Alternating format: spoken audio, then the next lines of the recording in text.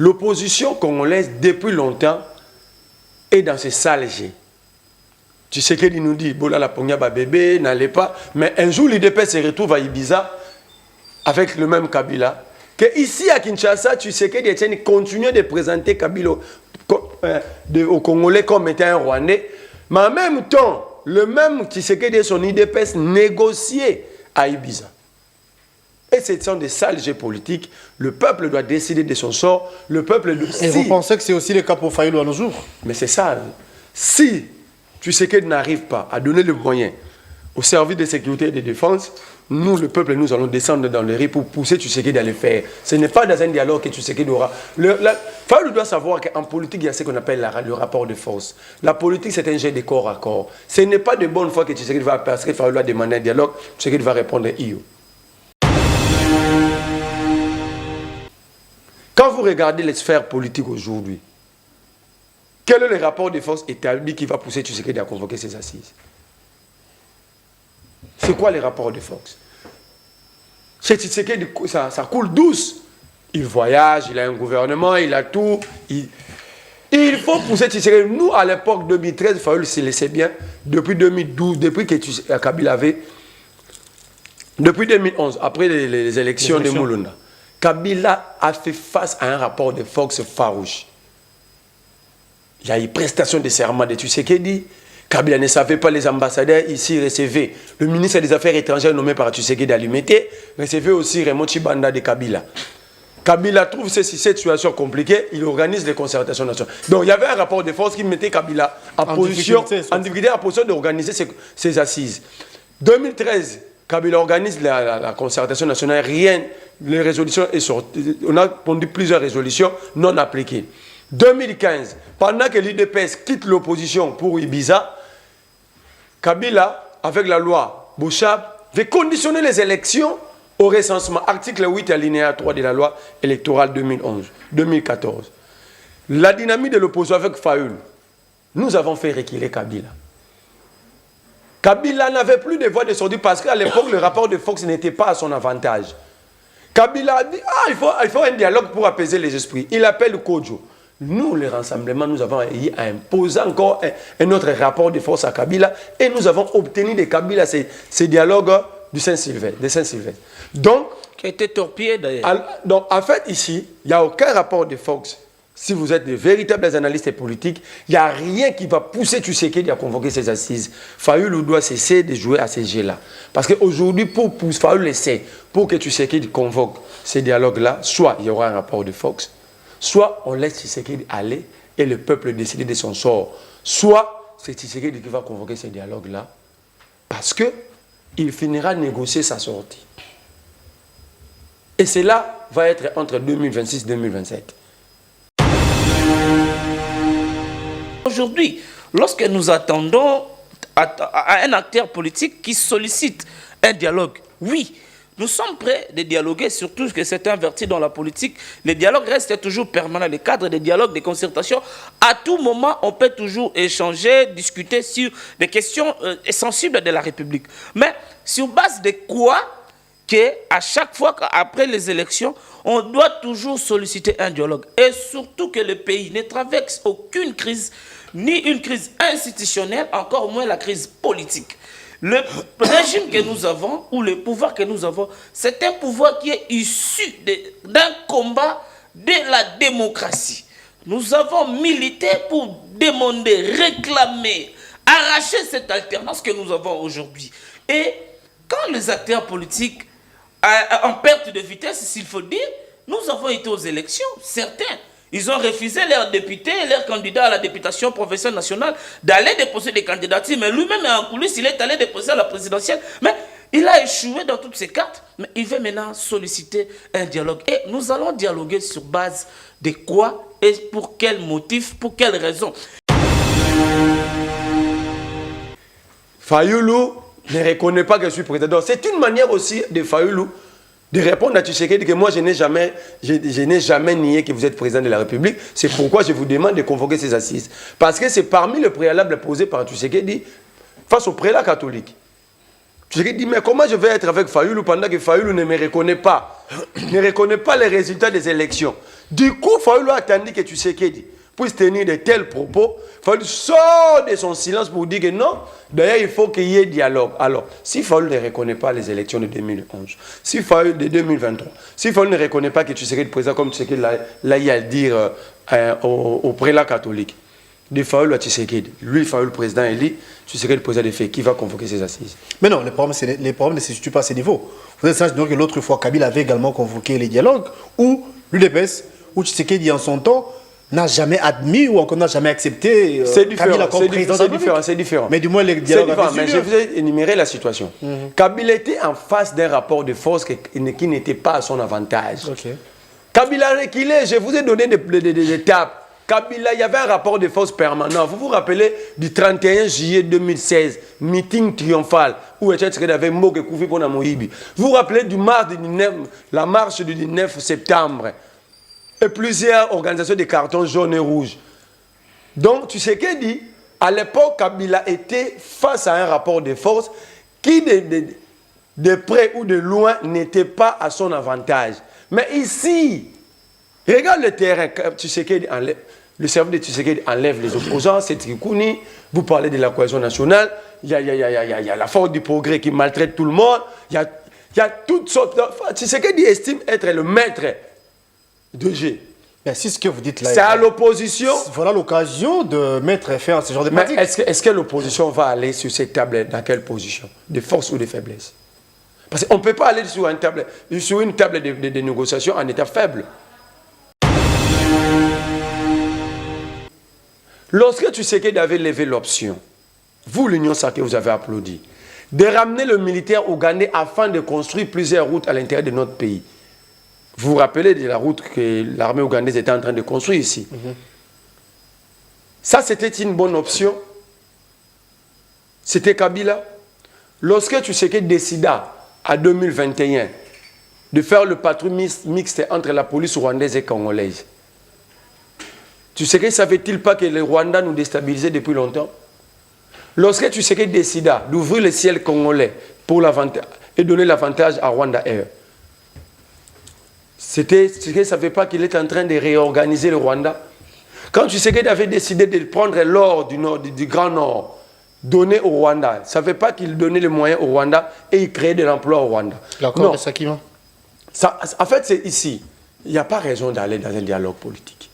Le peuple doit décider de son sort sans les hommes politiques. J'ai comme l'impression que les hommes politiques cherchent toujours à contourner ce qui est normal. Nous avons passé plus de 18 ans dans ce pays avec un régime qui avait installé les doutes au sein de la population. Parce qu'il y avait un Mende, quand il y a eu 80 personnes tuées, lui il va parler de 3, 4, il va minimiser les dégâts, il va minimiser le fait. Et c'est ainsi que même aujourd'hui... Vous avez également suivi les ministres, le vice-ministre. Le vice-ministre Mbemba, il a aussi éclairé l'opinion quant aux résultats provisoires des enquêtes qu'il a trouvées sur place. Des morts, il avait trouvé des morts. Il a parlé de 2 morts. Oh, en réalité, ce n'était pas les 2 morts. Certains morts, okay. Ils ont allé s'éteindre dans des hôpitaux aux alentours de la prison centrale de Makala. Donc sur place, il avait trouvé 2 morts, d'après vous?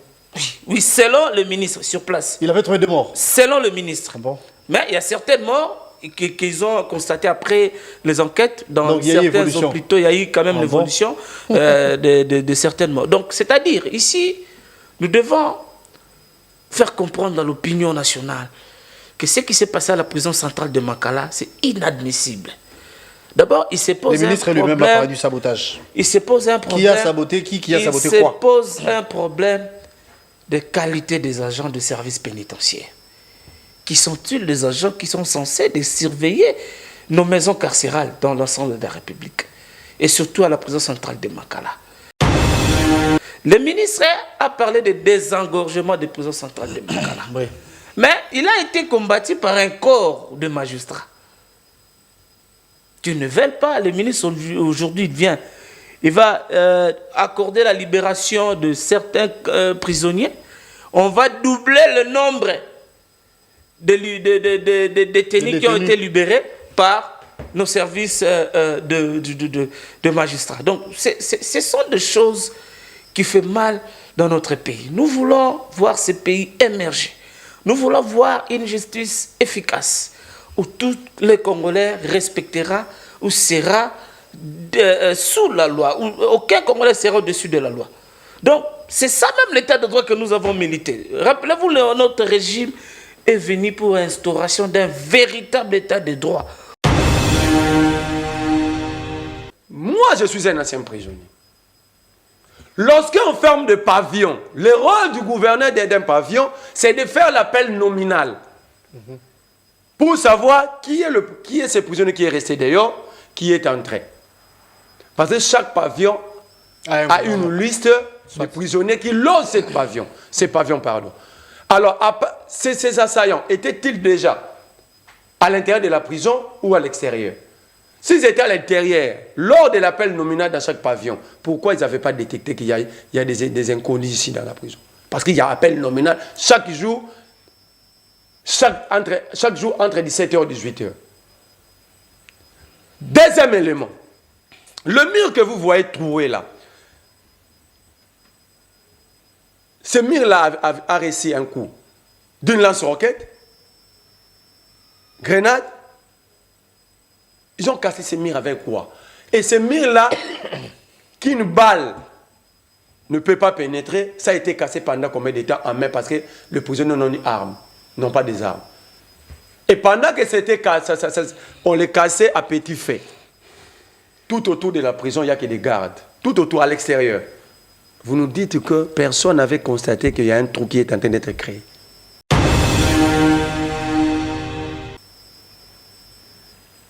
Si les assaillants, parce qu'il y a eu 0 évadé, c'est le rapport du gouvernement, donc les assaillants n'ont pas eu accès à la prison. Combien d'assaillants neutralisés? Ensuite. Vous voulez nous faire comprendre que le militaire commis à la sécurité de la prison ont laissé les assaillants, mais ils ont décidé, lever option de tirer sur les prisonniers. Où sont les assaillants? Combien neutralisés, combien tués?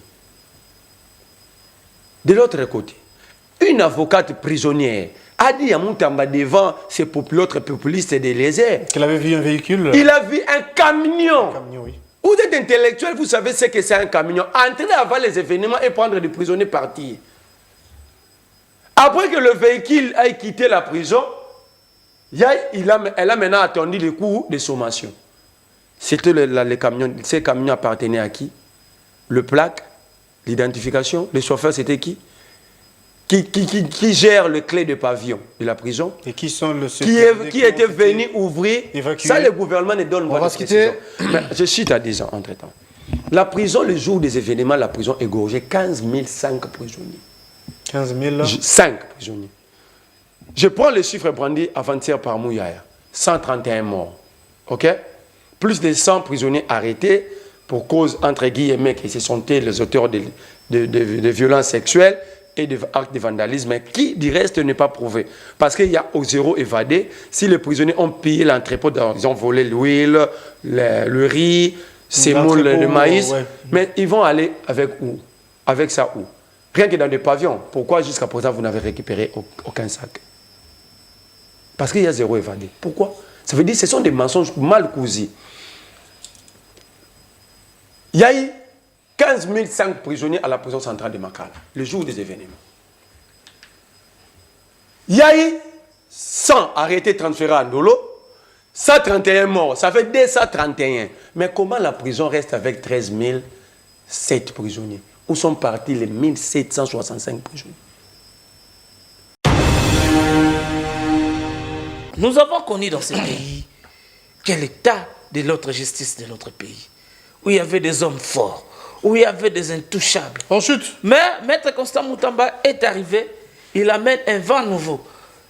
Lui qui est de l'opposition, mais... C'est en guise de conclusion en même temps, hein, parce que oui, moi j'étais de ce côté, oui. Il est de l'opposition, il a fait son entrée au gouvernement, mais nous sommes en train de voir la passion qu'il a pour les Congo, sa détermination. Voilà pourquoi il y a 3 personnes dans notre pays que nous devons jour et nuit prier pour lui, même une seconde, même une minute, chaque jour à la maison. Il y a les présidents de la République, Gilles Alinguetti et Constant Moutamba. Ah bon? Les Congolais de partout, les pasteurs, les chefs coutumiers, les Moualim, tout le monde. Nous devons prier pour eux parce que les combats qui se sont inscrits pour barrer la route à des personnes mal intentionnées pour terroriser la République, aux criminels économiques pour l'IGF, aux personnes qui vivent que dans des impunités. C'est pas facile.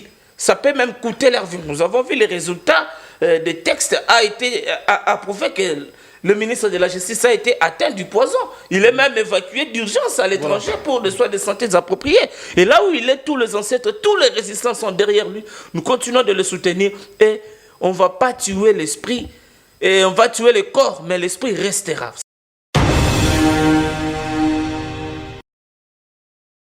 Vous dites qu'on doit prier pour Tshisekedi. Tshisekedi n'a jamais eu de compassion pour nous Congolais. Il a dit Tshisekedi. Non, moi, les Gilles Alinguet, moi, je n'entrais pas. Moi, je prends Tshisekedi, c'est lui le champion, le maître, le commandant qui conduit le bateau Congo. C'est lui qui doit donner l'impulsion.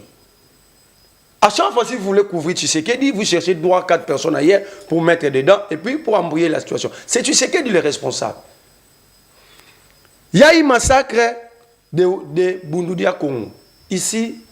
Au Congo central. Non, ici, à ma campagne. Ah, vous parlez de 2019. Tshisekedi n'a pas eu de compassion. Ces Makessala n'étaient-ils pas congolais? Aucun mot de condoléances, pas de deuil national. Il y a eu un massacre de Ouazalendo, août 2023. Pas de mots de condoléances de la part de Tshisekedi, pas de deuil national. Plutôt, Tshisekedi vous a fait envoyer pour nous dire que ces Ouazalendo ont été utilisés par les Rwandais, alors que ce sont les mêmes Ouazalendo que vous applaudissez aujourd'hui. Vous vous rappelez? Luilou, dans les Grands Katanga, plus de 400 personnes. Pas de mots de condoléances, pas de deuil national. Kilwa, pas de mots de condoléances à la nation, ni deuil national. Makala, montrez-moi l'image du président ou la lettre du président présentant ses condoléances à la population congolaise ou décréter un deuil national pour ce qui s'est passé à la prison centrale de Makala. Zéro. Tshisekedi n'a pas de compassion pour nous. D'ailleurs, je suis tenté de dire que Tshisekedi ne nous reconnaît pas comme sa population, son peuple. Rapidement. Parce que même un papa qui reconnaît ses enfants, même une simple blessure dans le corps de son enfant, vous allez voir la compassion qu'aura ce papa-là vis-à-vis de son fils, son enfant. Mais Tshisekedi n'en a pas, je viens de te peindre un tableau. Vous nous dites que Tshisekedi était en grande colère. Mais il a toujours été comme ça. Il était en colère. Il était indigné, hein, mais il était aussi indigné pendant la... Il était indigné lorsqu'on avait découvert le corps de chérubins. Pour quelle fin? Il était aussi indigné lorsqu'il y a eu massacre de Luilou. Pour quelle fin? Quels sont les mécanismes état que commandant suprême des forces armées des services de sécurité? Quels sont les mécanismes que tu sais que mettre sur table pour éviter que cela puisse se reproduire après? Zéro. Zéro. Donc nous ici, maintenant nous sommes dirigés par la colère. Le président est indigné, le président avait une colère rouge. Donc c'est ce que vous amenez aux Congolais. Arrêtez ça. Nego Gelor, ce qui s'est passé à Makala, ça s'appelle carnage. Vous ne pouvez pas prendre les dirigeants comme des irresponsables, rendre les dirigeants irresponsables de ce qui nous arrive. Si je te pose la question, qui avait tué Rossi Mukendi? À l'époque, toi et moi, on disait que c'était Kabila. Mais pourquoi tu n'avais pas à l'époque demandé la même prière pour Kabila? Qui avait tué Thérèse Kapangala? Moi et vous, on disait à l'époque Kabila. Donc on est tenté de dire ce qui s'est passé à la prison de Makala, c'est Tshisekedi. Vous serez d'accord avec moi, au moins que vous puissiez changer d'avis. Malheureusement, on était ensemble lorsqu'on... Est-ce que je peux rapidement répondre à cette question? Il est dans son temps, malheureusement. Qu'il est voulu. Si je te pose la question, où est parti Paul Sapou, Christopher Ngoï, Georges Kapiamba, les champions des rapports en violation des droits de l'homme sous Kabila? Aujourd'hui, il n'y a plus de violation des droits de l'homme. Aujourd'hui, les femmes ne sont plus violées. Il n'y a plus de tueries. Où sont-ils partis? Où ils étaient tous achetés rien que pour combattre Kabila. Ils n'étaient pas dans le combat pour le changement. Parce que si nous regardons les faits, rien n'a évolué. D'ailleurs, nous avons reculé. Le taux de criminalité, le taux d'insécurité que nous avons aujourd'hui a dépassé les taux qu'on avait sous Kabila. Ah bon? Mais oui. Je doute fort que Constant Moutamba, vous êtes en train de mentir pourquoi Constant Moutamba n'est pas empoisonné. Oh, vous aussi. Qu'on nous dise qu'il a été empoisonné avant l'attaque de son bureau ou après, ou pendant. Parce que le jour de l'attaque de bureau de Moutamba, Moutamba était à Lomami. En province. Il n'était pas à Kinshasa. Depuis qu'il est rentré à Kinshasa, il n'a jamais mis ses pieds au bureau. Je vous mets à défi, montrez-moi les images. Parce que le jour où Moutamba était à la prison de Makala, c'est le même jour où la police scientifique avait découvert que la climatisation du bureau et les tables étaient empoisonnées. Ok? Maintenant, comment est-ce que lui qui n'a jamais mis le pied dans l'endroit où on avait placé le poison, mais il se trouve empoisonné? Mon cher ami. Vous insinuez quoi alors qu'il est malade? Non, il est évacué? il peut être malade, c'est un être humain. Non, on parle de l'empoisonnement, bien sûr. Il peut être malade, c'est un être humain. Vous avez lu le communiqué? On ne peut pas faire des débats. Non, Moutamba est champion. Moutamba, s'il faut donner, faire une image de Moutamba, c'est comme si nous sommes dans un poulailler où on pond des œufs à tout moment. Depuis que Moutamba est là, s'il a pondu moins de communiqués, c'est presque 15 ou 20. Sans action sur le terrain. On chute. Donc, mon cher ami, ne prenez pas des Congolais comme des idiots, des imbéciles, des gens sans raisonnement. Il a eu beaucoup plus de temps dans le temps. Donc, C'est la fin déjà. je conclus en disant, Moutamba ne peut... D'ailleurs, dites à Moutamba, entre l'Europe, les Kiba et nos mamans de l'Est, là où on soigne mieux le poison, c'est ici. Bon jeudi à vous tous et bienvenue à ce nouveau Nice Press, amis fidèles téléspectateurs, des invités sur ces plateaux. Mais rappelez-vous, pour le compte de l'opposition que vous connaissez de l'autre côté, c'est plutôt Dieudonné Kalinda qui représente à son tour l'Union sacrée, encore le régime actuel. Nous allons vous parler nation, république, comme nous en avons bien évidemment l'habitude. La situation sécuritaire continue à nous préoccuper. Il y a confrontation ou affrontement, si vous voulez, entre nos Wazalendo, nos FARDC et le M23 PDF pour un rapport bien évidemment avec l'insécurité, voulais-je dire, qui sévit dans la partie Est. Sur ces, vous le savez, une proposition qui jusqu'ici reste pas confirmée. On va vous parler de ces dialogues que Martin Fayulu avait proposé. Martin Fayulu qui pense pour parler paix. Il faut qu'il y ait dialogue pour qu'il y ait la cohésion ou l'unité nationale. Les Congolais, les politiques surtout, se voient dans l'obligation de se retrouver ensemble autour d'une table pour lever les options, pour sauver la patrie, pour éviter la balkanisation, pour sauver la nation. Nous allons vous parler de ça. Nous parlerons également de la situation des Makala qui continue à faire couler encre et salive. À titre de rappel, le ministre Constant Moutamba, responsable de la justice, était évacué à l'étranger, à Cuba, précisément pour des soins approprié, ça vous le savez, il était victime d'un empoisonnement. Nous allons vous parler de tout ça, surtout, comme j'ai dit, la situation du Makala. C'est vrai, les bilans, l'autre fois, étaient 129 morts. Aujourd'hui, on nous parle des 130, parce qu'il y avait des personnes qui étaient blessées, qui, malheureusement, n'ont pas pu supporter, eh bien, ils ont succombé. Donc, les bilans continuent à croître. Et nous allons vous donner les détails ou encore des précisions. Alors, je m'en vais et saluer mes invités, en commençant par Dieudonné et Kalinda. C'est vrai, ça fait longtemps, mais c'était être là et bon jeudi à vous. Merci beaucoup pour l'invitation. Salut à tous les téléspectateurs, à tous les Congolais consciencieux qui aspirent à un changement radical, à un changement que nous avons milité pour l'avoir. Et aujourd'hui, nous pouvons déjà assurer à la population congolaise que notre 6e année au pouvoir n'est pas là pour s'aventurer au sommet de l'État, mais pour travailler pour l'intérêt de la population congolaise. Vous voyez déjà des signaux graves et de plusieurs changements à l'impact visible dans l'ensemble de la République et dans tout le secteur de domaine de la République qui touche à la population, pardon, à ce que j'allais dire. Donc, en fait, je suis Dieudonné Kalinda, cadre d'Aldec et communicateur de l'Union sacrée. Et j'ai dit encore une fois de plus, merci pour m'avoir fait l'honneur de venir encore sur ces beaux cadres, de répondre à vos préoccupations et surtout d'éclairer à la population congolaise de ce qui se passe réellement dans notre pays qui est la République démocratique du Congo. Merci beaucoup Dieudonné Kalinda. Alors, merveillez-vous, un habitué de cette émission. Merci d'être là et bon jeudi à vous. Merci cher Guélor. Bonjour à tous les fidèles téléspectateurs de cette émission, à l'équipe technique, à mon débatteur. Et surtout à tous les esclaves et Jésus de Kinshasa, parce que, comme vous le savez bien, depuis que la saison de pluie, la pluie a repris sa bonne marche, les Kinois sont devenus des Jésus-Christ, nous marchons sur l'eau. Mais permettez-moi de déplacer un mot sur ce que nous vivons dans les réseaux sociaux. Entre guillemets, influenceurs, influenceuses. Ça, c'est un fait. Oui, c'est ça. Nous ne pouvons pas dire que nous combattons pour les changements et que il y a un groupe d'individus qui se donnent les leaks de saper tout ce que nous fournissons comme effort. Ces influenceurs et influenceuses, vous allez trouver une dame qui n'a jamais été même proposée au mariage, mais il prend soin de lui prodiguer des conseils comment vivre dans un foyer de mariage. Mais lui, elle telle qu'elle est là, elle n'a jamais été mariée, ni proposée.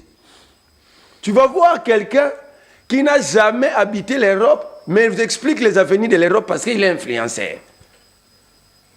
Vous allez voir une femme, une dame, un monsieur sorti de chez lui, à Kanluka, à Kinseso, à Kimbatse, qui est venu payer $30 chez Oasis, prendre un appartement pour 1 heure du temps, se faire prendre des photos, louer des habits, des téléphones, iPhone, et venir faire croire à nos enfants qu'ils vivent tellement mieux, et nos enfants prennent ces gens-là comme des modèles, pendant que ce sont des vendeurs des illusions et vendeurs de vent. Des impressionnistes. Nous ne pouvons pas l'accepter.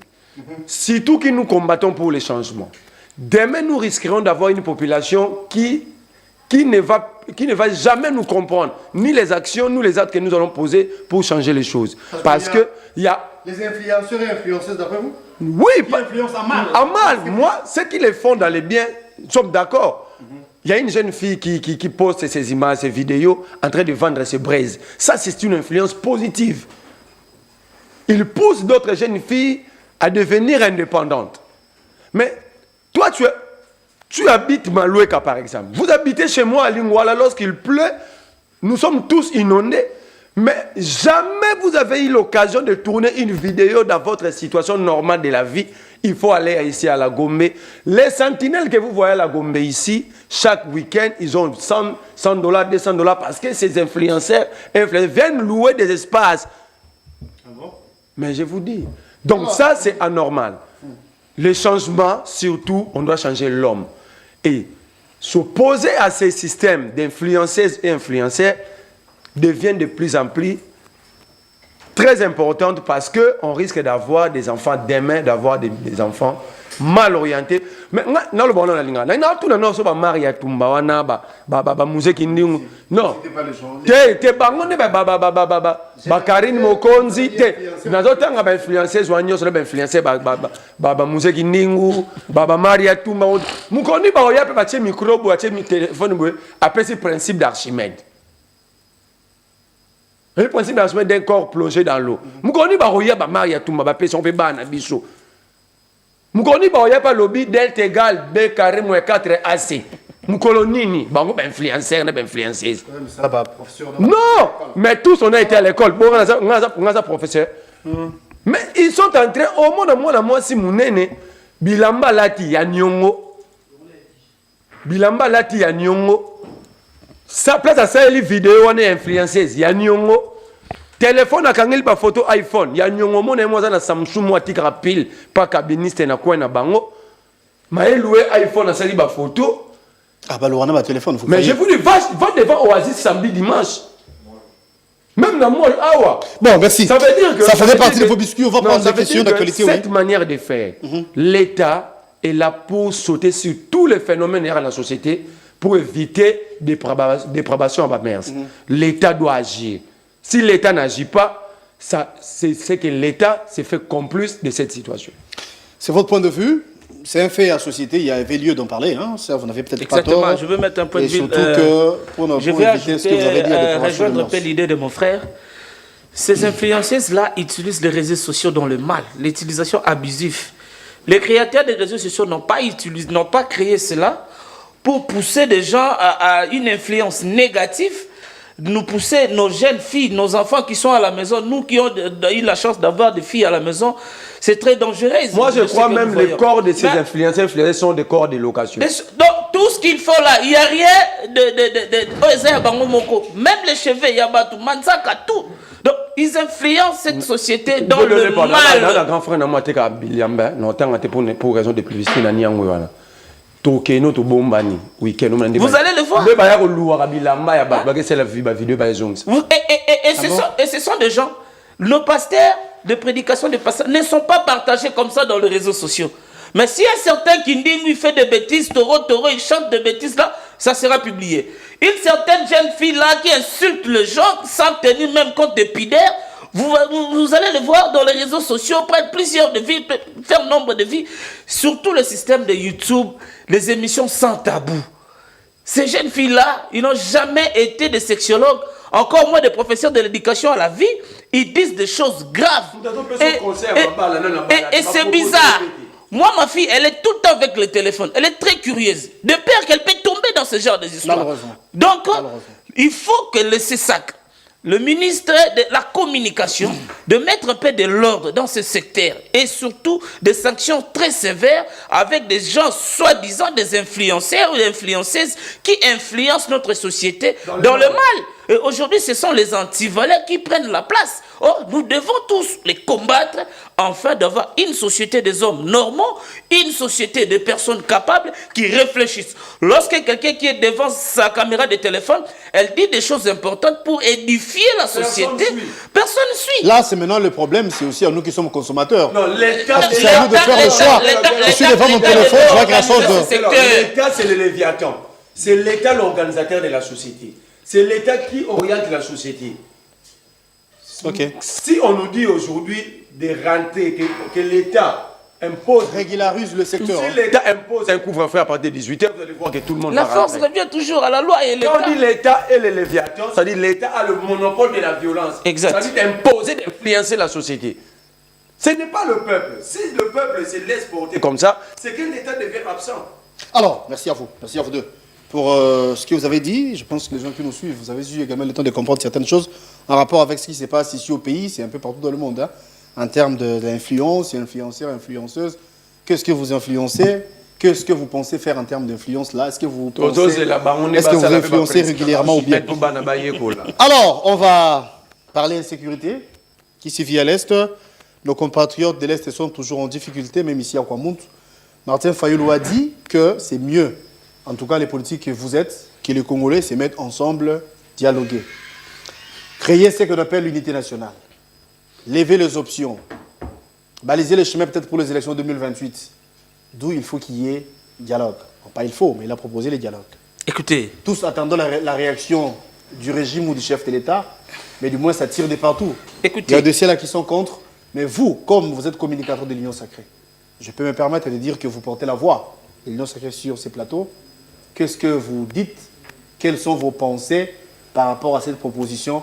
Pensez-vous qu'il est moins bien choisi que les politiques se mettent ensemble pour parler dialogue? Parce qu'apparemment, vous qui êtes au pouvoir, vous n'arrivez pas à stabiliser la situation de l'Est. Vous avez la parole. Écoutez, notre pays, depuis notre accession à l'indépendance, depuis 1960, le pays a connu plusieurs assises. Il y a eu la table ronde de Belgique, de Bruxelles, table ronde 1, 2. Il y a eu l'accord de San Suti, il y a eu l'accord de Lomela, il y a eu les assises où les politiques se sont réunis afin de parler et de discuter sur des questions sensibles de la République. Mais aujourd'hui, lorsque nous attendons à un acteur politique qui sollicite un dialogue, oui, nous sommes prêts de dialoguer, surtout que c'est inverti dans la politique. Le dialogue reste toujours permanent. Le cadre des dialogues, des concertations, à tout moment, on peut toujours échanger, discuter sur des questions sensibles de la République. Mais sur base de quoi qu'à chaque fois après les élections, on doit toujours solliciter un dialogue. Et surtout que le pays ne traverse aucune crise, ni une crise institutionnelle, encore moins la crise politique. Le régime que nous avons, ou le pouvoir que nous avons, c'est un pouvoir qui est issu d'un combat de la démocratie.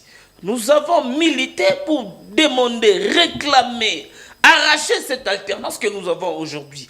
Et quand les acteurs politiques en perte de vitesse, s'il faut dire, nous avons été aux élections, certains. Ils ont refusé leurs députés, leurs candidats à la députation professionnelle nationale d'aller déposer des candidatures. Mais lui-même, en coulisses, il est allé déposer à la présidentielle. Mais il a échoué dans toutes ses cartes. Mais il veut maintenant solliciter un dialogue. Et nous allons dialoguer sur base de quoi et pour quel motif, pour quelle raison. Et nous ne voulons pas un dialogue qui aboutira au partage des postes, au partage des gâteaux, ou qui vont susciter les ennemis de la démocratie. Nous allons le voir dans plusieurs médias de la place avec de multiples déclarations politiques pour faire bouger les choses. Donc, écoutez, l'ère est maintenant à la construction d'un État, ou à la reconstruction, ou à la refondation de l'État. De quel État nous avons trouvé le pays, de quel État nous avons trouvé l'architecture institutionnelle, et nous avons intérêt, l'obligation de bien gérer la République et de laisser un État efficace, un État où tout le monde... Vous avez trouvé les pays entiers. Aujourd'hui, ce n'est pas le cas. Mais le pays est toujours entier, quelles que soient les attaques des ennemis, le pays reste toujours entier. Non, quand je dis entier dans le sens où ça fait plus de 2 ans qu'on n'arrive pas à contrôler les 145 territoires de notre pays est contrôlé entre les mains de FARDC. Sauf que quelques localités à l'est de notre pays, elle est tantôt prise par des rebelles, les ennemis de la démocratie, tantôt récupérés par les FARDC. Et c'est un combat de tous les allons dans la logique qui est vôtre. Quelques localités là ne font pas partie de l'RDC.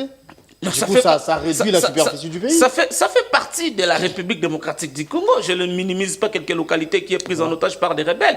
Je suis en train de dire, nous avons une armée responsable qui sont en train de se battre jour et nuit pendant que nous, ici à Kinshasa, nous sommes dans des plateaux de télévision de faire des analyses. En clair, et ils sont la proposition de Fayoulou n'est pas la bienvenue d'après vous. Donc, pas question de dialoguer. La proposition de Fayoulou a plusieurs voies de saisir son frère et ami qui est aujourd'hui à la magistrature suprême. Il peut faire une demande d'audience, solliciter l'audience, de lui dire la cohésion nationale dont il fait allusion. Nous avons déjà un gouvernement de la cohésion nationale parce qu'il y a la participation de toute tendance politique dans son sien. Il y a la participation de tout l'Assemblée de la République, de toutes les ressortissants de 26 provinces dans son sien. Il y a la représentativité nationale. Donc quand il parle de la cohésion nationale, je ne sais pas, il fait allusion à quoi? Parce qu'ils veulent que le pays a déjà suivi un élan, un chemin démocratique qui nous a consacré le seul mode d'accès au pouvoir que les élections. Depuis la Constitution, depuis le dialogue de Sun City qui a donné la Constitution que nous avons de 2006, qui a été révisée en 2011, a consacré le seul mode d'accès au pouvoir que par les élections. Tout celui qui a des ambitions, qui veut remplacer le président Tshisekedi, il n'a qu'à attendre 2028. Et surtout que nous avons un pouvoir qui est respectueux des textes. Nous avons promis d'organiser les élections dans le délai et c'est ce qui a été fait. Nous avons promis à la population congolaise d'appliquer une disposition de la Constitution qui consacrait l'enseignement de base gratuite. Nous l'avons fait. Nous avons promis aux Congolais la gratuité de la maternité. Nous sommes en train de le faire et c'est palpable, c'est visible dans l'ensemble de la République. Donc aujourd'hui, il n'est pas question de nous faire encore revenir en arrière de dialogue à dialogue. Oui, nous allons dialoguer, mais quel est le point qui sera inscrit à l'ordre du jour pour le dialoguer? Si l'honorable Martin Fayoulou, il estime bon qu'il a des propositions à faire, le chef de l'État a toujours ses oreilles attentives à tous les Congolais qui peut lui apporter un soutien, qui peut lui apporter un conseil, une suggestion pour atteindre l'objectif et surtout la situation sécuritaire pour mettre fin à cela. Je ne pense pas que le président de la République hésitera d'écouter son frère et ami Martin Fayoulou, que je demande ici sur votre plateau, il n'a qu'à solliciter ou à demander l'audience à la présidence de la République, ou soit de saisir la présidence de la République par voie écrite, de laisser une note où le chef de l'État va lui répondre à bonne due forme. Merveille, vous, sauvez la patrie, sauvez la nation, évitez la balkanisation. On parle également de la cohésion nationale.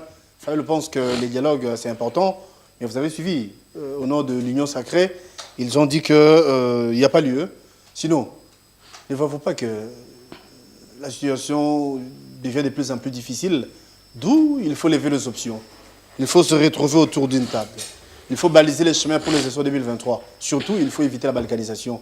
Extirper de nous, les traîtres, au sein du pays, les dialogues semblent être inévitables. Je me pose la question, nous allons dialoguer. C'est à ceux qui pensent qu'il faut dialoguer, de nous dire, de nous éclairer. Voilà, nous cherchons ces dialogues. Nous avons parlé de la cohésion. Non, déjà la cohésion nationale, ce n'est pas une option. Éviter la balkanisation. La cohésion nationale, ce n'est pas une option. Instaurer la paix de la patrie. Justement, je réponds à chaque point. La cohésion Mettre nationale, en place les réformes. La cohésion nationale n'est pas une option à lever, c'est un idéal. La cohésion nationale se construit chaque jour. C'est comme l'unité dans la famille. Donc on ne peut pas nous faire comprendre aujourd'hui que dans 30 jours, on peut construire la cohésion nationale. La cohésion nationale, c'est comme l'unité au sein d'une famille. C'est un travail de chaque jour. Donc ce n'est pas une option à lever comme prétend nous présenter le membre de l'ECD. C'est un idéal. Le vivre ensemble. C'est un atout. Le vivre ensemble. C'est ça la cohésion nationale. Donc ça ne tient pas. Deuxième élément, pour lever les options afin de bien lutter contre l'insécurité et les attaques extérieures. Mais il y a des services de l'État habilités. Il y a l'armée, il y a la NR, il y a la DEMIAP, il y a tout ça. Alors, nous allons dialoguer pourquoi? Non, dialoguer pour est-ce que résoudre derrière Fondent House, on fabrique les armes? Et si on dialoguait demain, on veut sortir des Kalachnikov et remettre à l'armée. Où il faut pousser. C'est ça le rôle. Pousser le peuple à pousser ceux qui ont la manette de l'État, de bien financer ces secteurs afin de restaurer la paix, parce que c'est parmi les missions d'un régime politique. Mais allez chercher des dialogues. Allez chercher un dialogue, et que si SFAO ne voit pas que si demain ces dialogues-là c'était né, et que les résolutions ne sont pas prises en compte, Faoul venant nous dire que Tshisekedi ne respecte rien. Pendant que lui, il sait, il le disait à tout moment que Tshisekedi ne respecte rien. Faoul doit nous dire quelles sont les garanties qu'il a maintenant que Tshisekedi va respecter les résolutions qui vont sortir. Mais au cours de ces dialogues, si seulement ça aura lieu, les résolutions qui pourront bien sortir, ils mettront en place les garde-fous pour que la mise en application ne pose pas problème. Faoul nous explique. Depuis la conférence nationale, Faoul a pris part dans tous les dialogues politiques et assises qui se sont organisés pour le Congo. Lesquelles résolutions ont été déjà appliquées à 90%, pour ne pas dire 100%. Ils vont revenir après. Savez-vous si Rosimou Kendi et les Thérèse Kapangala ont été assassinés ici? C'était à cause du non-respect de l'accord de Saint-Sylvestre. Que les politiques toujours, ils avaient levé l'option d'aller dans ces dialogues entre Guillemets avec les mêmes argumentaires. Sauver l'unité nationale, ne pas brûler la République, mais au finish, la non-application des résolutions nous a conduit à perdre nos très proches. Nos frères. Nos frères, sœurs, beaucoup de Congolais, les Hussein Ngandou, il y a eu même des disparus, les gens qui sont disparus jusqu'aujourd'hui, personne ne les a trouvés. Est-ce que cette fois-ci, Faoul croit que Tshisekedi aura la bonne volonté d'appliquer? Alors, comme il y a l'insécurité, comme il y a la pauvreté, comme il y a la pauvreté, ce qu'a dit Fayoulou, la pauvreté, la solution, c'est laquelle? Non, la pauvreté dépend des politiques publiques mises en place par les régimes en place. Quelle est la politique publique de l'Union sacrée dans le secteur de l'agriculture? C'est là que l'opposition va combattre l'Union sacrée et pousser le peuple à mettre ces gens hors état de nuire, pas dans un dialogue. Pas dans un dialogue. Quelle est la politique publique de l'enseignement de l'Union sacrée? C'est là que nous allons débattre. Est-ce qu'il faut appliquer la gratuité qui est du reste constitutionnel, mais sans qualité de l'enseignement? Est-ce que c'est normal? C'est ça le vrai débat. Est-ce qu'il faut transformer tout un régime en distributeur de certificats et attestations de naissance, sans politique publique d'encadrement de la jeunesse et des enfants qui vont naître gratuitement? Ce sont les vrais débats à faire. Mais est-ce que ça va se résoudre dans un dialogue? Parce que la personne qui a la manette de l'État, Tshisekedi, n'a aucun programme ni vision. Dans combien d'États il va comprendre ce que vous allez dire dans 30 jours et l'appliquer? Et surtout, il faut savoir que le second mandat, le second mandat de la plupart des régimes politiques ne sont pas des mandats d'action. Parce que c'est la continuité des actions posées au premier mandat. Or, au premier mandat, il y a un vide. La première ministre a dit, nous avons des défis énormes à relever parce que le pays est vraiment à genoux. Donc, ça veut dire qu'il n'y a pas d'acquis. Donc, il n'y a pas d'action en termes de continuité. Alors, vous allez dialoguer pour créer quoi? Ici, plutôt, il faut que Fayoulou mette la vérité devant le peuple. Dire au peuple que si aujourd'hui il y a l'insécurité à l'Est et que mon frère Dieudonné a semblé minimiser, on parle des territoires, lui parle des localités. Parce que pour lui, Rutshuru, c'est une localité. Or, Rutshuru, c'est un territoire qui a plusieurs localités. Pour lui, Massissi, c'est une localité. Or, c'est un territoire. Si je lui pose la question, parce qu'il parle de localités et non des territoires, qui est l'administrateur des territoires de Rutshuru nommé par Tshisekedi? Parce que ce n'est pas le territoire de Rutshuru qui est occupé. Quel est l'administrateur du territoire nommé par Tshisekedi dans le territoire de Massissi? Mon frère, on parle de la République. Vous avez réussi PDL 145 territoires entre les mains de Joseph Kabila, les diables bien sûr. Mais les saints a abandonné plus de 3 territoires entre les mains de Rwandais et Ougandais. Lorsque Tshisekedi avait levé l'option, vous, l'Union sacrée, vous avez applaudi, de ramener le militaire ougandais afin de construire plusieurs routes à l'intérieur de notre pays. Vous vous rappelez de la route que l'armée ougandaise était en train de construire ici. Ça, c'était une bonne option. C'était Kabila. Lorsque Tshisekedi décida, en 2021, de faire le patrouille mixte entre la police rwandaise et congolaise, Tshisekedi ne savait-il pas que le Rwanda nous déstabilisait depuis longtemps? Lorsque Tshisekedi décida d'ouvrir le ciel congolais pour et donner l'avantage à Rwanda Air, Tshisekedi ne savait pas qu'il était en train de réorganiser le Rwanda. Quand Tshisekedi avait décidé de prendre l'or du Grand Nord, donné au Rwanda, il ne savait pas qu'il donnait les moyens au Rwanda et il créait de l'emploi au Rwanda. D'accord, en fait, c'est ici. Il n'y a pas raison d'aller dans un dialogue politique. Le peuple doit décider de son sort sans les hommes politiques. J'ai comme l'impression que les hommes politiques cherchent toujours à contourner ce qui est normal. L'opposition congolaise, depuis longtemps, est dans ce sale jeu. Tu sais qu'il nous dit, Bola la Ponyaba bébé, n'allez pas. Mais un jour, l'IDP se retrouve à Ibiza avec le même Kabila. Que ici à Kinshasa, tu sais qu'il Etienne continue de présenter Kabila au Congolais comme étant un Rwandais. Mais en même temps, le même Tshisekedi et son IDPS négociaient à Ibiza. Et ce sont des sales jeux politiques. Le peuple doit décider de son sort. Le peuple doit... Et vous pensez que c'est aussi le cas pour Fayulu à nos jours? Mais c'est ça.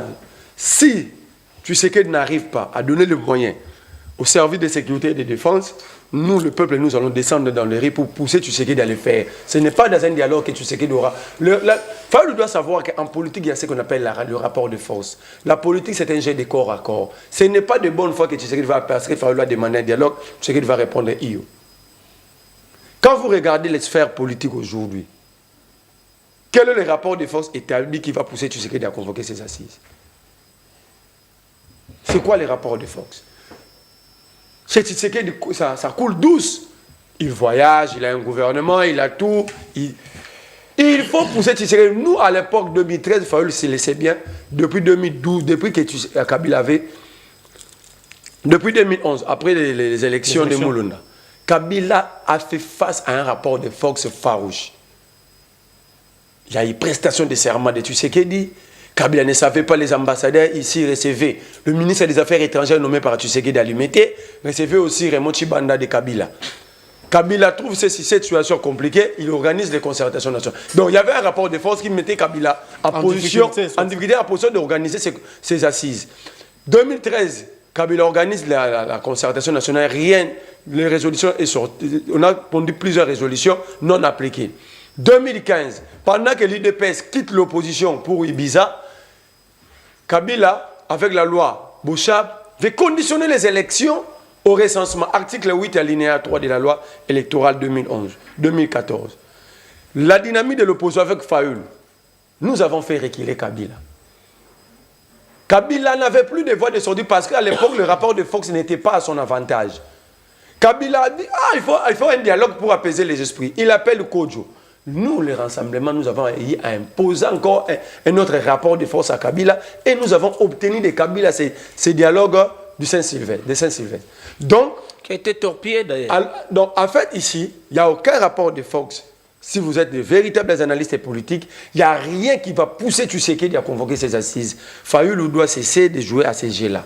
Parce qu'aujourd'hui, pour Fayulu essaie, pour que Tshisekedi convoque ces dialogues-là, soit il y aura un rapport de force, soit on laisse Tshisekedi aller et le peuple décider de son sort. Soit c'est Tshisekedi qui va convoquer ces dialogues-là parce qu'il finira de négocier sa sortie. Et cela va être entre 2026 et 2027. Au jour d'aujourd'hui, Tshisekedi ne va pas prendre parole sur cette question. Ah bon, alors que lui-même, il avait dit. Il avait... Lors de l'interview, il a été visité ou encore il avait reçu le père des églises, mais c'est ce où la question était soulevée et il avait émis les inquiétudes. Comment voulez-vous que je traite avec celui-là regardez. Mais justement. Comment voulez-vous il que a je joue avec dit l'autre là? Katoum a préféré rester borderline. Kabila d'ailleurs, lui, il a fait, il a parlé du revenir, il a mais fait du le moins, choix de l'insurrection. Oui. D'ailleurs, l'AFC, c'est lui. Fayoulou ne reconnaît pas que je suis président. C'est une manière aussi de Fayoulou de répondre à Tshisekedi que moi, je n'ai jamais nié que vous êtes président de la République. C'est pourquoi je vous demande de convoquer ces assises. Parce que c'est parmi les préalables posés par Tshisekedi face au prélat catholique. Tshisekedi dit, mais comment je vais être avec Fayoulou pendant que Fayoulou ne me reconnaît pas, ne reconnaît pas les résultats des élections. Du coup, Fayoulou a attendu que Tshisekedi puisse tenir de tels propos. Fayoulou sort de son silence pour dire que non, d'ailleurs, il faut qu'il y ait dialogue. Alors, si Fayoulou ne reconnaît pas les élections de 2011, si Fayoulou de 2023, si Fayoulou ne reconnaît pas que Tshisekedi est président comme Tshisekedi l'a eu à le dire au prélat catholique, de Fayoulou à Tshisekedi, lui, Fayoulou président élu, Tshisekedi président des faits, qui va convoquer ces assises? Mais non, les problèmes ne se situent pas à ce niveau. Vous êtes sage que l'autre fois, Kabila avait également convoqué les dialogues où l'UDPS, où Tshisekedi en son temps, n'a jamais admis ou encore n'a jamais accepté Kabila comme président de la République. C'est différent. Mais du moins, les dialogues avaient mais je vous ai énuméré la situation. Kabila était en face d'un rapport de force qui n'était pas à son avantage. Kabila a reculé, je vous ai donné des étapes. Kabila, il y avait un rapport de force permanent. Vous vous rappelez du 31 juillet 2016, meeting triomphal, où Tshisekedi avait moqué Koufi pour Moïbi. Vous vous rappelez la marche du 19 septembre et plusieurs organisations de cartons jaunes et rouges. Donc, Tshisekedi, à l'époque, Kabila était face à un rapport de force qui, de près ou de loin, n'était pas à son avantage. Mais ici, regarde le terrain, Tshisekedi enlève. Le cerveau de Tshisekedi enlève les opposants, c'est Trikouni, vous parlez de la cohésion nationale, il y a la force du progrès qui maltraite tout le monde, il y a toutes sortes de... Tshisekedi estime être le maître de G. Mais si ce que vous dites là... C'est à l'opposition... Voilà l'occasion de mettre fin à ce genre de pratique. Est-ce que l'opposition va aller sur cette table, dans quelle position? De force ou de faiblesse? Parce qu'on ne peut pas aller sur une table de négociation en état faible. C'est là, je vous donne l'exemple sur le plan international. Savez-vous pourquoi l'Ukraine tient... Kadinda avec notre question, bien sûr, la dernière d'ailleurs. Poutine vient d'accepter... Le dernier sujet. Vient d'accepter de négocier avec l'Ukraine. Mais pourquoi l'Ukraine ne fait pas et sollicite toujours l'acceptation par l'OTAN de lui permettre d'utiliser le missile à longue portée? Parce qu'ils sont obligés de toucher la Russie, de faire mal à Poutine et d'aller sur cette table-là un peu fort. Mais quand vous regardez le rapport de Fox aujourd'hui, l'opposition est affaiblie. Donc aller sur cette table de négociation avec cette faiblesse, c'est donner encore l'avantage à Tshisekedi. Il faut créer d'abord un rapport de Fox face à Tshisekedi. Le pousser à comprendre qu'il n'est pas aussi vulnérable. C'est ce que vous avez dit? Ouais. Candidat, ce qui s'est passé à la prison centrale de Makala nous laisse sans mots. C'est vrai, les enquêtes se poursuivent, mais nous n'avons toujours pas des résultats, les suites. Mais ce qui est vrai, il n'y a aucune sanction jusqu'ici. Il y a eu des morts. Quand il prendra parole, il va parler du carnage. C'est l'expression utilisée par l'opposition, que c'était vraiment un carnage où on a tué les gens expressément. Vous et moi avions suivi les images. Tout est parti d'où? C'est la question que se pose. Mais les témoignages, ou encore l'officiel, nous révèlent que le mouvement a commencé de l'intérieur et non de l'extérieur. Vous avez la parole. Bien. Non, de l'extérieur et non de l'intérieur. D'abord, je tiens premièrement à présenter mes tristes circondoléances à toutes les familles éprouvées qui ont perdu le l'air dans cette situation difficile qui était déjà... En même temps, le ministre Constant Moutamba empoisonné, évacué. Incarcéral, et puis la mort aussi le surprend. Donc voilà. Ce qui s'est passé à la prison centrale de Makala, ça nous laisse tous sans mots.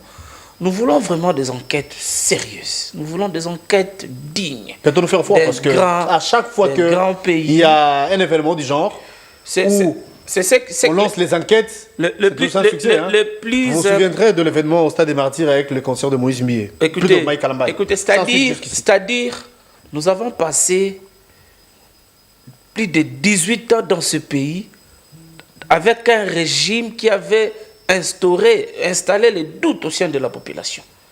Parce qu'il y avait un Mende, quand il y a eu 80 personnes tuées, lui il va parler de 3, 4, il va minimiser les dégâts, il va minimiser le fait. Et c'est ainsi que même aujourd'hui... Vous avez également suivi les ministres, le vice-ministre. Le vice-ministre Mbemba, il a aussi éclairé l'opinion quant aux résultats provisoires des enquêtes qu'il a trouvées sur place. Des morts, il avait trouvé des morts. Il a parlé de des morts. Oh, en réalité, ce n'était pas les des morts. Certains morts, okay.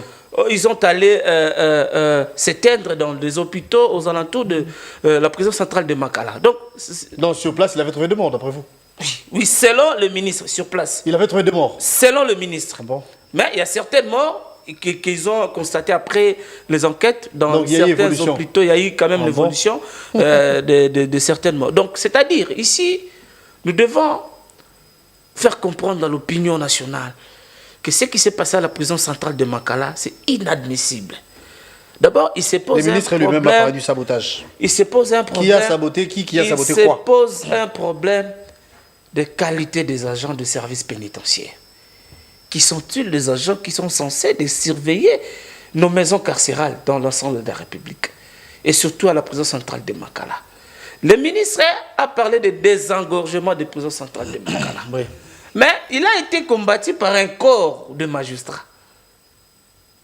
Tu ne veux pas, le ministre aujourd'hui vient, il va accorder la libération de certains prisonniers.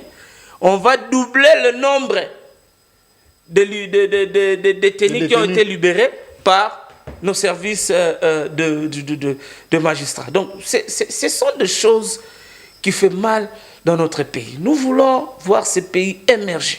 Nous voulons voir une justice efficace où tous les Congolais respectera ou sera sous la loi, où aucun Congolais sera au-dessus de la loi.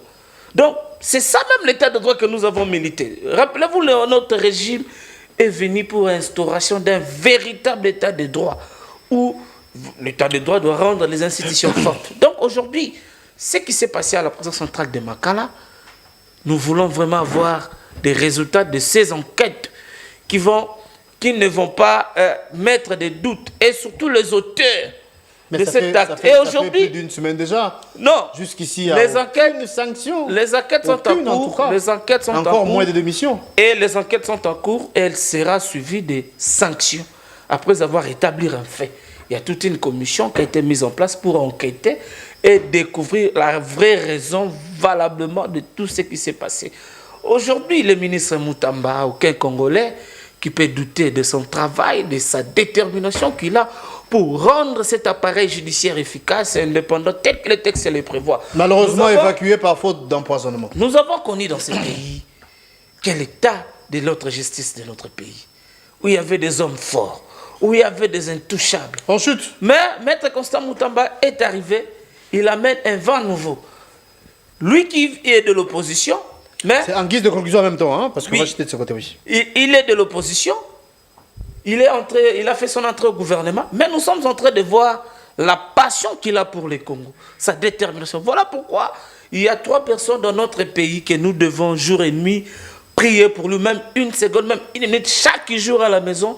Il y a les présidents de la République, Gilles Alinguetti et Constant Moutamba. Ah bon? Les Congolais de partout, les pasteurs, les chefs coutumiers, les moalim, tout le monde, nous devons prier pour eux. Parce que les combats qui se sont inscrits pour barrer la route à des personnes mal intentionnées, pour terroriser la République, aux criminels économiques, pour l'IGF, aux personnes qui vivent que dans des impunités, c'est pas facile.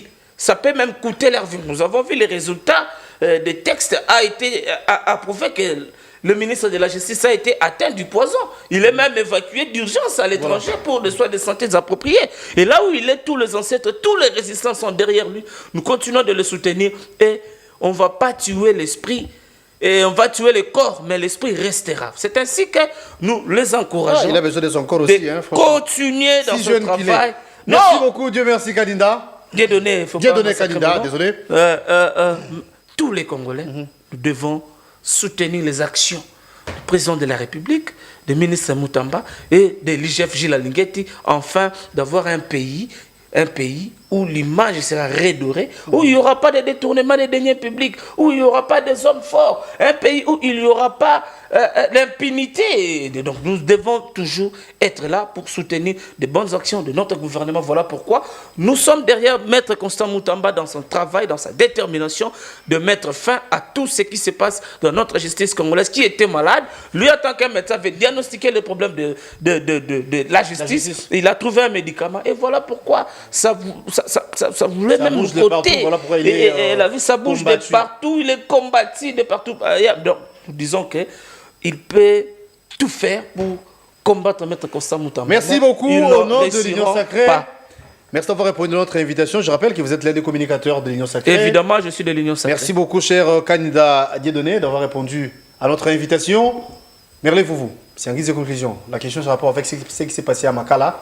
Les ministres évacués, vous avez suivi. Hein, il est tellement combattu que il venait d'être empoisonné. Mais du moins, les bilans, hier c'était 129, aujourd'hui on parle de 130. Nous attendons les enquêtes, mais ça j'insiste, hein, jusqu'ici, aucune sanction. Et ça nous laisse aussi sans mots. C'est par là qu'on va se quitter, vous avez la parole. Mon frère Dieudonné Kaninda, quand vous parlez de vies humaines, il faut mettre du sérieux. Vous ne pouvez pas prendre les dirigeants comme des irresponsables, rendre les dirigeants irresponsables de ce qui nous arrive. Si je te pose la question, qui avait tué Rossi Mukendi? À l'époque, toi et moi, on disait que c'était Kabila. Mais pourquoi tu n'avais pas à l'époque demandé la même prière pour Kabila? Qui avait tué Thérèse Kapangala? Moi et vous, on disait à l'époque Kabila. Donc on est tenté de dire ce qui s'est passé à la prison de Makala, c'est Tshisekedi. Vous serez d'accord avec moi, au moins que vous puissiez changer d'avis. Malheureusement, on était ensemble lorsqu'on... Est-ce que je peux rapidement répondre à cette question? Il est dans son temps, malheureusement. Qu'il évolue. Si je te pose la question, où est parti Paul Sapou, Christopher Ngoï, Georges Kapiamba, les champions des rapports en violation des droits de l'homme sous Kabila? Aujourd'hui, il n'y a plus de violation des droits de l'homme. Aujourd'hui, les femmes ne sont plus violées. Il n'y a plus de tueries. Où sont-ils partis? Où ils étaient tous achetés rien que pour combattre Kabila. Ils n'étaient pas dans le combat pour le changement. Parce que si nous regardons les faits, rien n'a évolué. D'ailleurs, nous avons reculé. Le taux de criminalité, le taux d'insécurité que nous avons aujourd'hui a dépassé les taux qu'on avait sous Kabila. Ah bon? Mais oui. mais aujourd'hui, oui, il y avait l'insécurité. Est-ce que sous Kabila, un militaire pouvait entrer à la prison de Makala sans tentative d'évasion et tirer sur un prisonnier comme ça? La nuit du lundi au mardi, un policier a tiré à bout portant dans le vide. Sans raison, aucune raison. Samouya n'a pas parlé. Le gouvernement a dit, c'est comme si la vie humaine n'est plus sacrée au Congo. Sous Kabila, avez-vous vu ça? Soyons sérieux. Un militaire commis à la sécurité de la prison, il accède dans la parcelle, il tire sur un prisonnier, comme ça il part. Donc, il ne faut pas torpiller l'histoire, surtout que vous avez pris part à la construction de la même histoire. Vous dites qu'on doit prier pour Tshisekedi. Tshisekedi n'a jamais eu de compassion pour nous Congolais. Il a dit Tshisekedi, non, moi, les Gilles Alinguet, moi, je n'entrais pas. Moi, je pense que c'est lui le champion, le maître, le commandant qui conduit le bateau Congo. C'est lui qui doit donner l'impulsion. À chaque fois, si vous voulez couvrir Tshisekedi, vous cherchez 3 ou 4 personnes ailleurs pour mettre dedans et puis pour embrouiller la situation. C'est Tshisekedi le responsable. Il y a eu un massacre de Bundudia Congo. Ici. Au Congo central. Non, ici. À ma campagne. Ah, vous parlez de 2019. Tu sais qu'il n'a pas eu de compassion. Ces Macky Sall n'étaient-ils pas congolais? Aucun mot de condoléances, pas de deuil national. Il y a eu un massacre de Ouazalendo, août 2023. Pas de mot de condoléances de la part de Tshisekedi, pas de deuil national. Plutôt, Tshisekedi vous a fait envoyer pour nous dire que ces Ouazalendo ont été utilisés par les Rwandais, alors que ce sont les mêmes Ouazalendo que vous applaudissez aujourd'hui. Vous vous rappelez? Luilou, dans le Grand Katanga, plus de 400 personnes. Pas de mots de condoléances, pas de deuil national. Kilwa, pas de mots de condoléances à la nation, ni deuil national. Makala, montrez-moi l'image du président ou la lettre du président présentant ses condoléances à la population congolaise ou décréter un deuil national pour ce qui s'est passé à la prison centrale de Makala. Zéro. Tshisekedi n'a pas de compassion pour nous. D'ailleurs, je suis tenté de dire que Tshisekedi ne nous reconnaît pas comme sa population, son peuple. Rapidement. Parce que même un papa qui reconnaît ses enfants, même une simple blessure dans le corps de son enfant, vous allez voir la compassion qu'aura ce papa-là vis-à-vis de son fils, son enfant. Mais Tshisekedi n'en a pas, je viens de te peindre un tableau. Vous nous dites que Tshisekedi était en grande colère. Mais il a toujours été comme ça. Il était en colère. Il était indigné, hein, mais il était aussi indigné pendant Il était indigné lorsqu'on avait découvert le corps de Chéribin. Pour quelle fin? Il était aussi indigné lorsqu'il y a eu massacre de l'huile. Pour quelle fin? Quels sont les mécanismes état que commandant suprême des forces armées des services de sécurité? Quels sont les mécanismes que tu sais que mettre sur table pour éviter que cela puisse se reproduire après? Zéro. Zéro. Donc nous ici, maintenant nous sommes dirigés par la colère. Le président est indigné, le président avait une colère rouge. Donc c'est ce que vous amenez aux Congolais. Arrêtez ça. Nego Gelor, ce qui s'est passé à Makala, ça s'appelle carnage. Carnage signifie action de tuer un grand nombre d'animaux ou d'hommes. Synonyme n'angweza, boucherie, extermination, hécatombe, immolation, tuerie. En gros, ce qui s'est passé à la prison centrale de Makala, ça s'appelle génocide. Je mets la carte sur la table, recevez-les, qu'ils partent chercher les informations, ils l'amènent même la semaine prochaine. Écoute, moi je suis un ancien prisonnier. Lorsqu'on ferme des pavillons, le rôle du gouverneur d'un pavillon, c'est de faire l'appel nominal. Pour savoir qui est ce prisonnier qui est resté dehors, qui est entré. Parce que chaque pavillon a une liste de prisonniers qui logent ces pavillons. Alors, ces assaillants étaient-ils déjà à l'intérieur de la prison ou à l'extérieur? S'ils étaient à l'intérieur, lors de l'appel nominal dans chaque pavillon, pourquoi ils n'avaient pas détecté qu'il y a des inconnus ici dans la prison? Parce qu'il y a appel nominal chaque jour entre 17h et 18h. Deuxième élément, le mur que vous voyez troué là, ce mur-là a reçu un coup d'une lance-roquette, grenade. Ils ont cassé ce mur avec quoi? Et ce mur-là, qu'une balle ne peut pas pénétrer, ça a été cassé pendant combien de temps en main? Parce que les prisonniers n'ont ni armes, n'ont pas des armes. Et pendant que c'était cassé, on les cassait à petit feu. Tout autour de la prison, il n'y a que des gardes. Tout autour, à l'extérieur. Vous nous dites que personne n'avait constaté qu'il y a un trou qui est en train d'être créé. Si les assaillants, parce qu'il y a eu zéro évadé, c'est leur rapport du gouvernement. Donc les assaillants n'ont pas eu accès à la prison. Combien d'assaillants neutralisés? Ensuite. Vous voulez nous faire comprendre que le militaire commis à la sécurité de la prison ont laissé les assaillants, mais ils ont décidé, lever option de tirer sur les prisonniers. Où sont les assaillants? Combien neutralisés, combien tués?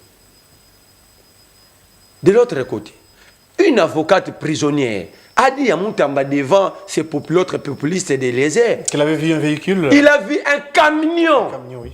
Vous êtes intellectuel, vous savez ce que c'est un camion. Entrer avant les événements et prendre des prisonniers partir. Après que le véhicule ait quitté la prison, elle a maintenant attendu le coup de sommation. C'était le camion. Ces camions appartenaient à qui? Le plaque, l'identification, le chauffeur, c'était qui?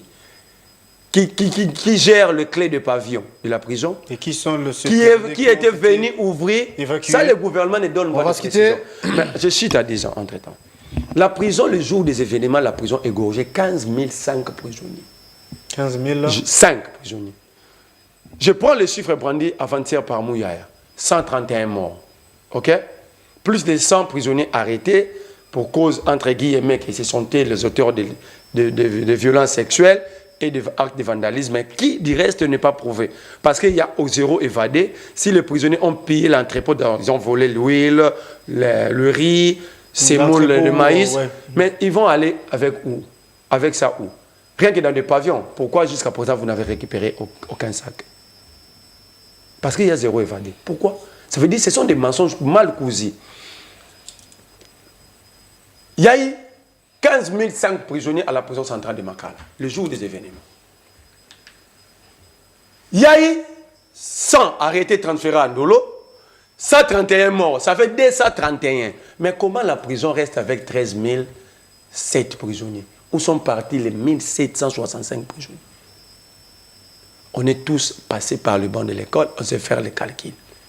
15 500 moins 231, pour vous, l'intelligence qu'a vos membres du gouvernement qui vous demandent aux gens de prier pour eux. Donc, 15 500 moins 231 égale 13 007. C'est ça le calcul que vous avez appris à l'école. Et vous venez balancer ça devant les Congolais. Entre-temps, je doute fort que Constant Moutamba, vous êtes en train de mentir pourquoi Constant Moutamba n'est pas empoisonné.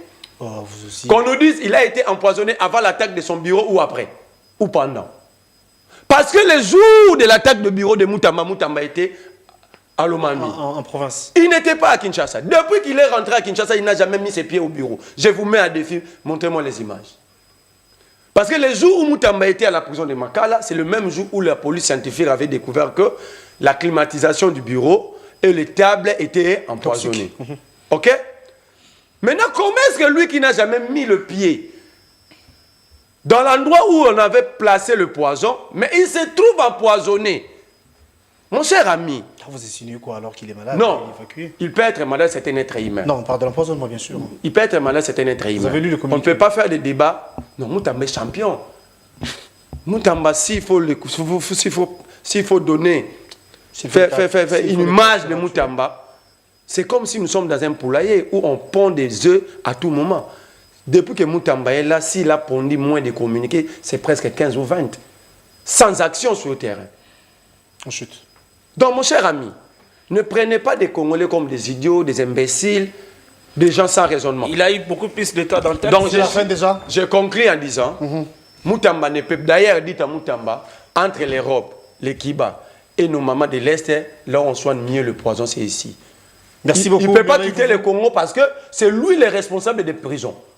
Il y a eu 1765 Congolais qui sont introuvables. Moutamba ne peut pas sortir. C'est ça la redevabilité. S'il est responsable, vous qui le défendez. Merci beaucoup, Merley. Vous le laissez partir, mais vous ne posez pas la question sur le 1765 compatriotes disparus inutilement, contrairement aux chiffres balancés par eux-mêmes. Merci beaucoup d'être venu. C'est la fin de l'émission. Kanina, merci à vous pour la disponibilité. Merci Rémi, on peut vous retrouver prochainement. Merci beaucoup, je suis disponible. Merci Merley. Malgré il a eu beaucoup plus de temps d'antenne, de tirer sur les régimes. C'est à 18h. Demain, on va se retrouver pour un nouveau numéro. Merci à Pamphile, merci à la grande équipe qui était avec nous. Je reste tout ce monde, à la trésorerie y compris. À mes invités encore, merci pour la disponibilité. Merci beaucoup. Brandon également. Et au revoir. Donc demain, ça sera pour nous un plaisir. Merci. Merci.